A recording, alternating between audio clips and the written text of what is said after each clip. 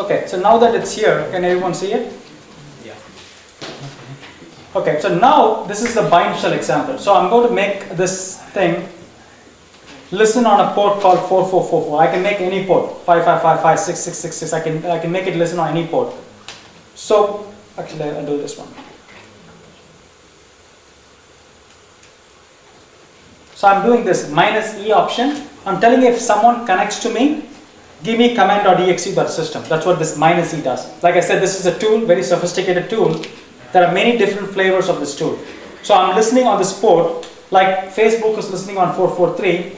I made this tool listen on port 444, and then if any system connects to the service, give them my command prompt to that port. So now I'm going to go to the, before this, what should I know for the system? I need to know the IP address of the system. So this IP address is 142, right? So now I go to my Kali box. So I'm done with this, I can close this one. So now I'm using the netcat. I need to give the IP address of the system. And the address was 142. And then what was the port I need to connect to? Like a browser is connected to 443, now I have 4444 listening, right? So I'm going to do 4444. So what is going to happen? I'm on a Linux system right here, right? That is a Windows system. So let's say a hacker put some tool on that system and he made it listen on 4444. As a hacker, anywhere in the world, I can do this simple, I mean, it's a concept that is similar, but they use more sophisticated tools, right? So bind shell, reverse shell is the key. So I do this. So what happened now? You see C tools? It is exactly what's listening. Now I'm on a Windows system. This command prompt is Windows system, so I can do net users. I can find the users in the systems. I can add a user. I can do like who am I? I can do anything. So basically here I'm on that system. So this is bind shell example, right? So now let's do a reverse shell example, right? Or the other way around. I'm going to exit out. Before you move on, right, on the Windows system, you made it listen to 4444. Exactly. But that means that if you didn't have access, then you probably sent them an exploit. Exactly.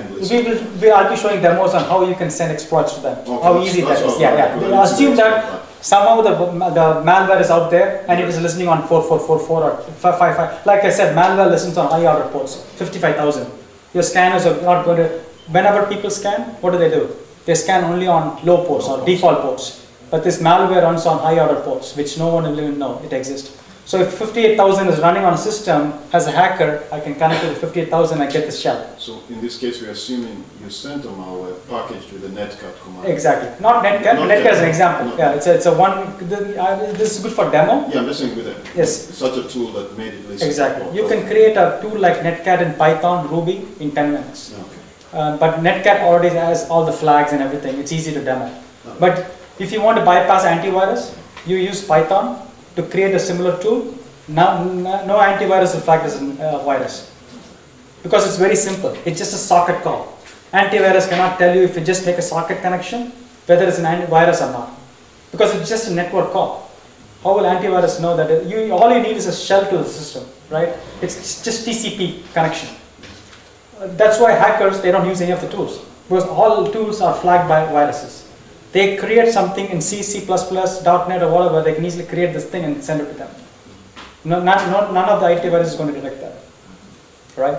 So anyway, so let's go to the reverse shell now. So bind. Even the total security or whatever that they you can bypass any antivirus. You can tell me any. I mean, there's like 50 odd. There is a site called Virus Total. I'll show you the website. You can create some virus, upload that, and you can bypass most of the antivirus there. Some viruses will detect. I mean, some antivirus will detect sometimes. Sometimes it won't detect. So is it? It's not safe to at least in the home computer setup. No, I mean it is. I'm not saying you need to have antivirus for sure, but like I was saying in the beginning, don't run your system as an admin. Create a standard user, and then run it as standard user. When you want to install something, you can do a run as, and then install the software, and then go back to regular user. Teach your kids that thing. I mean, always run your system as a standard user. Never run it as an admin. So my question is, if I run it as an administrator, I have an antivirus. Okay. The best antivirus. Okay, there's nothing like that. No, Cylance. You know, so. Okay. So I leave my system running so that the IP can be smooth from anywhere. Or, you know, like anything can be done, even. No, not your home system. The home systems, you have a router, right? So you have a service provider, I mean, you have a cable provider or someone. They provide you a router. By default, all ports are blocked. So no one can see your system from outside. That's why the concept of reverse shell comes into play. But how can I hack you that way? I can send you an email. You open the email. You send me a connection back. That is the reverse shell I was talking about. See, that is the key difference between bind shell and reverse shell. Because your service provider cable box is blocking all the ports. So I cannot get you from anywhere in the outside world. That is why they try to get you from the inside. You connect to them. Because none of the ports, all 65,000 ports are open from your house to outside world. That's why you're able to go to any website you want to, anything you want to from your house. What if you use like a proxy or a VPN? It doesn't matter because, I mean, in your house for what? VPN, for example, I can give you this recommendation when you go to buy a VPN provider. If you search for VPN services, there's tons out there. It's only like $10 a year or $15 a year. Buy one of those things. When you go to airports, when you go to coffee shops, connect to the Wi-Fi, that's fine. Even if you come here, connect to this Wi-Fi, that's fine. But make sure to connect to the VPN before you do anything. Because when you connect to the VPN, you're in a secure tunnel. No one can hack you that way. So, I mean, if they're going to approach you that vector, you're just securing the attacker's traffic too. Through the that one no one can block. I mean, if you're... I mean, if they bypass, if they're not coming through the Wi-Fi, if they've already gotten in, it doesn't matter if you have VPN, you're just...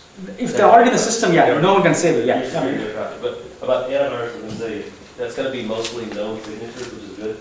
But then there are add-ons for like sandboxing. It's there. But it's not perfect, right? It's not perfect, yeah. Cylance Protect, it's decent, it's good, it's better than a lot of antivirus providers. But even it's there, I mean, you can bypass those things. Like I said, if you write a Python tool or script, a PowerShell script, it's just a tool because you're making TCP connections. Unless you're telling me don't connect to this port, the antivirus is not going to know, right? So the tool doesn't have to be all these known tools out there. It has some signatures which the antivirus can easily detect. But if you're a coder, you can write your own tool in C, C++.NET and no antivirus can find it. And Raj, just to add on to what the discussion, I think over what I've learned over time, it's not about, and that's one thing even if you go into it and consulting, you can never promise safety. It's just a matter of reducing the risk and the attack surface. Like it's managing example, risks. When it says we can't publish the version, somebody will still see the port you're running, but at least you're not giving them here the version of the port of the service I'm running. So to sell, or if you're going to go consulting and tell somebody I'll get you safe, no, it's a matter of it's managing risk. Yeah. I mean, I always tell client, if someone wants to hack into your network, they can easily do it. The only thing you can do is to make sure it's secure. You can do your best to make it secure, but you've got to tune up your monitoring solutions. Can you detect if someone comes in your network? At least not immediately when they try to, because they won't just come for one system. They need to traverse to the systems, escalate the privileges like I said before. When they try to do that, you catch them at that time, right? So you need to have monitoring. There are different things like privileges. When they do privilege escalation, they need to do certain checks. You can monitor for those things. For example, the first thing a hacker would do is create an account on the Active Directory if they're there. Monitor your Active Directory users every day. I mean, because you should know who your users are. If someone is creating a new, because I do this all the time. Whenever I go internally to a computer, I become a domain admin within the second day. Trust me, I can do that in any of the networks. Big companies, second day, I go there and I'll show you a demo how I do that. But I become a domain admin. Domain admin is the most thing you can get. With that you have the supreme powers. You can become big law firms, big banks. You can get domain admins. And they'll be shocked to see how easy it is to do it. There's nothing, I mean, they can beef up the security monitoring program. That's what they can do. They detect I'm there. They can stop me before I can go there. That's what we proved to them as proof of concept, right? So anyway. Do you encourage them to set up like honeypots? Some companies do, but yeah, I mean, you can do that. That is mostly for the external side they do it, so that hackers can go there and then waste their time. Internally, there are a lot of different targets, right? I mean, it's hard for them to protect everything. So for internal networks, honeypot doesn't make really sense. For externally, some companies do, but some companies, they don't believe in it. So anyway, quick note, I turned on 2 other Wi-Fi access points. But you might, if you're getting knocked off or you can't get on. You Now, after I told them they don't want to be in Wi-Fi anymore. Attack surface. Yeah, they want to get a VPN connection. And, We need a VPN now. yeah, VPN is a key. And I went and I gave a talk to my wife's company. They're like insurance agents and this stuff. Again, everyone runs their systems admins, and they are key because they carry the laptops with customer information, the patient information. Everything is there because. They give all the data to those people, agents, right? Because they have to run quotes to give them life insurance, disability insurance, and things like that. And they go with the laptops with admin rights. They get emails from everyone because they don't know the email. Because they get emails because they want business. If they get an email from someone, hey, I want disability insurance, I want life insurance, they immediately jump because they want the money, they want the premium, right? So you're saying you're able to do all this stuff. Are you just using Kali? Kali Linux, yes. Most of the time it's Kali. No, I'll show you. Kali Linux is the base, but you can go install a bunch of tools after that if you want on that system. Metasploit, right? Metasploit is already there. Is already But like I said, I'll show you a few tools Have which you is shown- in GitHub. You were going to show Metasploit, right? I will, yes. Okay. So you're not necessarily writing your own No. code? I've done it in the past, but it takes time because I'm so busy, I'm traveling all the time, and it takes time to develop a tool. But if you're passionate about that, you can take a target area. But the problem is, anything you think about, there's already a tool for that. If you want, you can customize some tools because everything is open source. The best approach is, that's the easy way to learn. If you're already a developer, take the tool, read the source code, make it, improvise that. I mean, that's the easy way to learn. So that way you know what they're doing and how you can fit to your needs. That's the easy way to do. But to answer your question, yeah, I don't develop my tools anymore. It takes a lot of time. I do small scripts here and there, but not like a tool range. So. Is assembly language Which one? necessary? Assembly language. Assembly language, unless you're going to malware research and you don't need exploit research, if that is your passionate area, then you need assembly language. What's the difference between a ZenMap and network? It's the same thing. One is the GUI version of command line. Okay, so the ZenMap is a GUI. Yes, exactly. It's a wraparound. But like I said, if you're wanting to learn, stay command line. It's easy to learn. Just go to YouTube.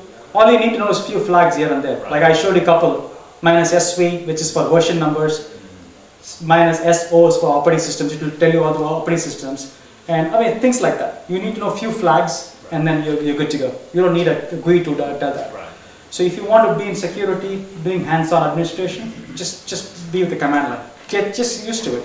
It takes a month or two, but once you're there, you won't go back to GUI. As long as the flag code.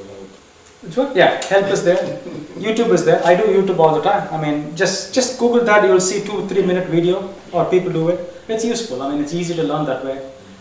So anyway, we learned bind shell. I'm sure everyone is clear, and we also answered a lot of questions why reverse shell is important, especially for home networks. Right? It's easy to attack home users using social engineering. How many spam do you see in your email every day? Do not click on any of it, because if you click on it, people may have control on your system. You'll never know. Never run your system as admin if you can. Just use a standard account, especially when you do your bank accounts and stuff on your laptop. Use a dedicated laptop if you can, or use a virtual machine. That's what I do. You create one virtual machine, Windows system, and it's most secure. Install antivirus on that. Check everything on there, and then turn it off. So you need it only when you need it, right? Phones are secure too because iPhone is pretty kind of secure. It's better than Android. So you may want to use phone too to do stuff. But never check your bank accounts on a public Wi-Fi location. So can the light that you do connect to Windows machines using NC, is there any equivalent for Mac? Mac NC is there for Mac too. It's there by default actually. So You don't have to install it. So the Mac also can be compromised. Yeah, any system can be compromised. The only reason Windows is on the news all the time because 70 to 80% of the world population is using Windows. It's as easy as to hack Linux or Mac. You hear it because everyone uses Windows. That is the main reason. And malware authors, they target Windows because they can write one malware, they can send it to everyone, they get more bang for the buck. Mac uses only 15%. They don't want to target them. Yeah, Mac is easily. You can exploit Macs easily too. So the antivirus and all, they are spreading the hackers and writers, and they just do it for fun, or they just. You mean the antivirus? What There's a, I mean, virus there is producers- always, I'm talking about virus producers. yeah, Hackers, they do for fun or it's they do for money. There's a lot of money. They make a lot of money. Like I said, they steal your information. That's what I was telling. I mean, if you've been browsing in public Wi-Fi locations, and you will never know your information is with them, and they sell it in the underground for a lot of money. So probably Symantec and all these antivirus producers, maybe they are behind this as well. So they work with them to make money. That's their conspiracy theory there, but yeah, it's always like based on a movie set. I mean, it's possible, but you never know. I mean, frankly, I don't think it's possible, but anyone can write a malware, right? It's not hard. Like I said, if you know little development, you can easily write a malware. There are frameworks out there. You can just do a bunch of clicks and you can create a malware which you cannot send it to anyone. So that's why I'm saying it's scary out there. You need to teach yourself and your kids the right thing as you go, because it's going to get worse as it goes. It's not going to get any better. Bad kids are out there. I mean, if you're companies that will pay you for your zero-day exploits. exactly, they pay big money. Apple, Facebook, they pay $50,000 for one vulnerability for hackers. Those are real hackers. They give it to them. You find this vulnerability, find me a 0 day, they'll pay $50,000. So one thing, they can get a big payday. So they're motivated by someone asked about assembly language, right? That is the key. If you want to exploit 0 days, you need to learn assembly language. Exploit this, it's not easy. I cannot do it myself. I know a little bit of assembly just to get by here and there. But if you want to be in malware, exploit research, assembly language, you need to master that. If you do that, I mean, that's a big money. You can be an antivirus company, you can work for an antivirus company, you can do a lot of things. That's hardcore skill. I mean, if you're interested in that, that's a good area to be there. So let's do the reverse shell too. So this way, remember the first time the Windows system was listening on a port, right? Now I'm going to have this Linux system listen on port 4444, right? So the Linux is listening on 444, and then I'm going to go to my Windows, and I'm going to connect to my Windows, and I'm going to say 192. I think it's 139, right? And the port is 4444, and then I'm going to give my command prompt to it. So what am I doing right now? So the Linux is listening on port 4444. Now let's assume this computer is inside the house, my home network. I'm calling that systems, right?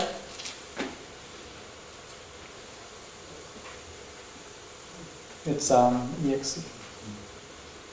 Oh, I went to a different place. Should be here.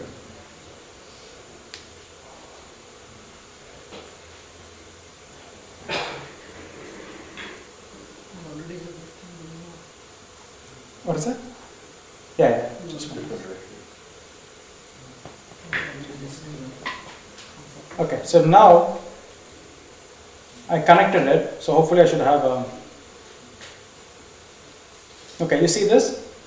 It says it's connected, but you don't see anything. But you can always do dir.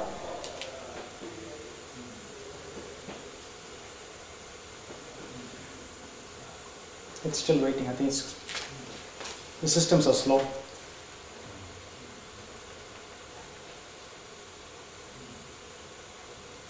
Oh, I didn't do that. See, when you connect without any the -e flag I told you about, you can use it as a chat. I mean, you can just chat from here and there. That's just like a chat. So, but I need to put this one.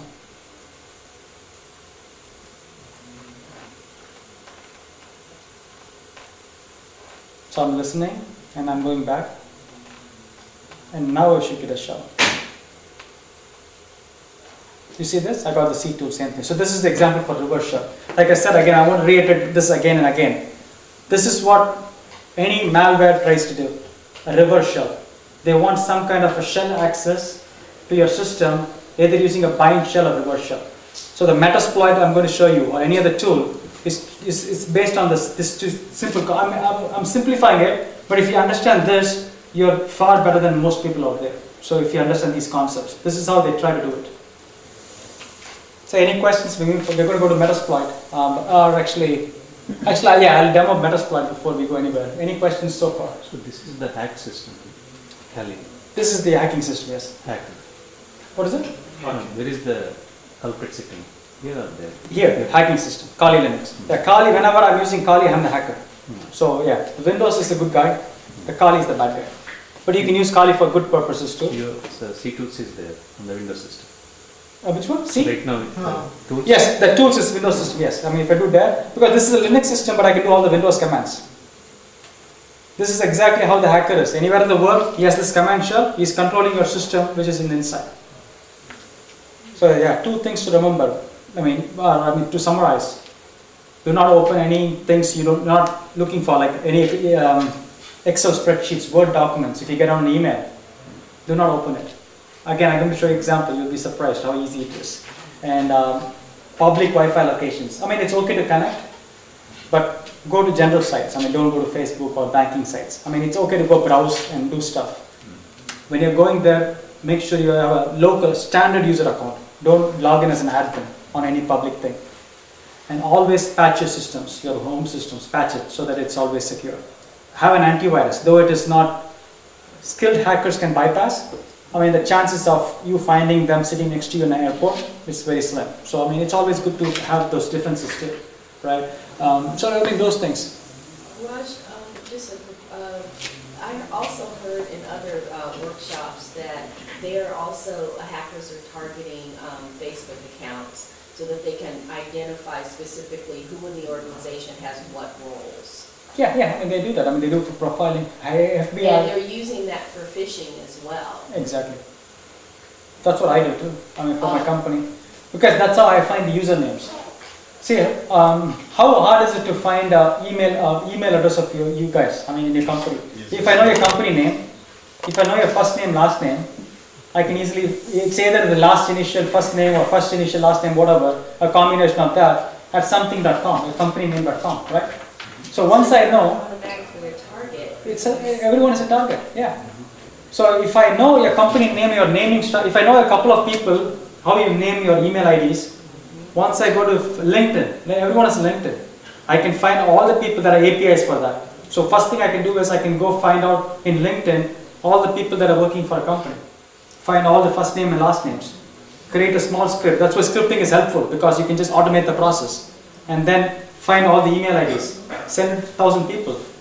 You're bound to get at least 20%, 30% clicks within the day. They have like 20 shells, like I showed you, waiting on them when they come in. That's what the hackers do. It's easy job for them. Protection is hard. Hacking is easy. Yeah, I saw where you can, like, a lot of people will look at like job boards. Job boards, everything. I mean, there are people, I mean, hackers are bad too, right? I mean, they kind of prey on your things you're looking for, a job. So for example, if they know you're looking for a job, they will say, hey, there is a job opportunity, do you want to click on this link and do it? If you click on the link, game over. I mean, they'll have a shot. If I don't see a phone number and I can't call it. Yeah, I mean, be careful, especially don't do from your company, because you don't want, I mean, home network is different. You don't want to harm your company, right? I mean, you want to make sure you're doing the right things for the company. Well, even from job boards, like companies will put, we need people that's skilled in this, that, and the other. Hackers use that as part of their reconnaissance, because exactly. They know that, okay, they must be running this server and this version of Windows. So. Exactly. See, I told you footprinting, right? Yeah. Where I go Google search, that is key.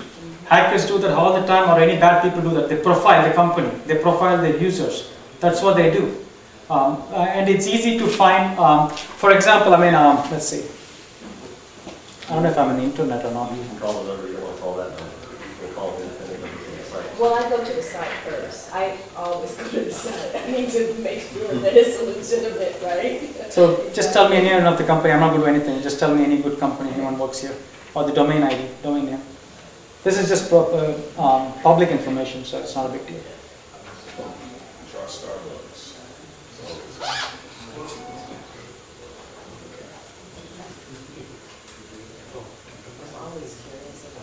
I don't know if we can find anything. This is Harvester is a tool which will try to go to the public sites and find all the email IDs that are there. This is one tool we can use, but sometimes it won't find anything. It depends on the company.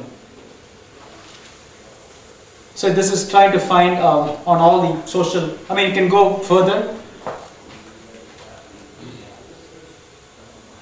This one, we are not hitting the company, Starbucks. This is just public information. Anyone, no one can find us. See all these things? These are potential targets for me. I can email to these guys. Sometimes I'll find thousands of email IDs using this tool. So What did you have? It's called Harvester. It's a tool. I mean, like I said, don't worry about the tools. If you know the concept, you can Google and find the tool, right? It's your thinking that is important for pen testing or security. It's not the tools. There are 1,000 tools that can do the same thing. So it is, all you need to know is people can profile your network, they can find information, they can look at your social information. I mean, I'm pretty vocal on my Facebook too, so people can find me too. Is it called Harvester? Harvester. Process called? The tool is called, say for example, it found me all the URLs that are belonging to the company. This is not hitting Starbucks. Without even touching them, I'm able to find this. This is one tool. Imagine how much information I can find without even the company hitting the company servers, because I'm not doing any active on the company. This is all public information anyone can find.